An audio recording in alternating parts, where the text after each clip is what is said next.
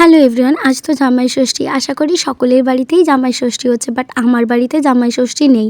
But জামাই ষষ্ঠী নেই বলে আমরা যাব না সেটা তো হয় না, আমাদের পুজোটা নেই। তো সেই কারণে আমরা অ্যাজ এ ছেলে মেয়ে হিসেবেই আমার বাড়িতে আমরা যাচ্ছি।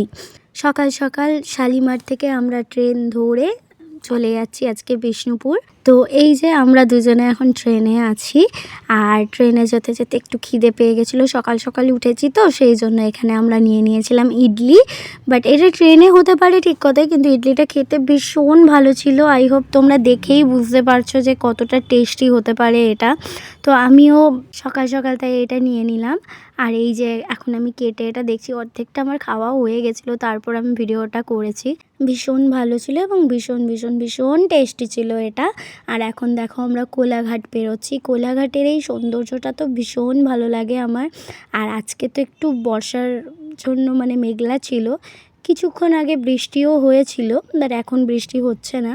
তো সেই কারণে ওয়েদারটা ভীষণ সুন্দর লাগছে। আর এই ব্রিজটার ওপর দিয়ে যখন যাচ্ছে কোলাঘাটের, তো সুন্দর অপরূপ সৌন্দর্য লাগছিল। আর এই দেখো আমাদের ট্রেনটা, এই ট্রেনটাতে আমরা যাচ্ছিলাম, এটা এসি বগি ছিল।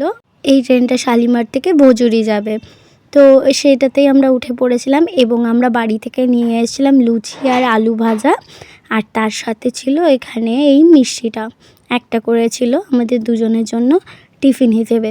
তো তোমরা কারা কারা এরকম আছো যে ট্রেনে জার্নি করলে বারবার খিদে পায়? অ্যাকচুয়ালি আমাদের কোনো অ্যাক্টিভিটিস থাকে না, কোনো কাজ থাকে না, তাই ট্রেনে যেতে যেতে ভীষণ খিদে পায়। এই দেখো আমরা এই খাবার খেতে খেতে আড্ডা দিতে দিতে অলরেডি খড়গপুর পৌঁছে গেছি। বিষ্ণুপুর পৌঁছতে বেশি আর দেরি নেই।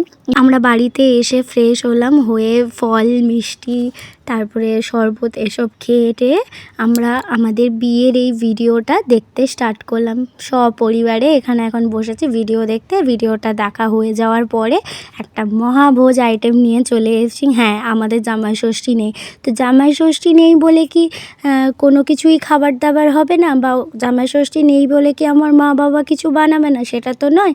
তো মা বাবা আমাদের জন্য অনেক কিছু খাবার বানিয়েছিল, আর সব বাঙালি খাবার ছিল।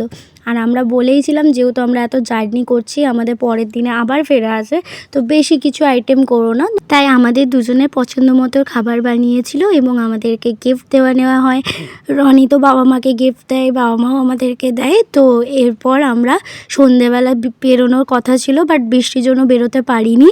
আর পরের দিন ফাদার্স ডে ছিল, তো সেই কারণে আমরা আজকেই বেরিয়ে কিছু খাবার নিয়ে গিয়েছিলাম। সন্ধ্যেবেলাটা ভীষণই ভালো কাটলো, অনেক আড্ডা দিয়েছি, আমরা লুডো খেলেছি, টিভি দেখেছি, অ্যান্ড দেন তারপরে রাত্রেবেলায় আমরা ডিনার করে শুয়ে পড়ি। তো তোমাদের এই ভিডিওটা কেমন লাগলো অবশ্যই আমাকে জানিও।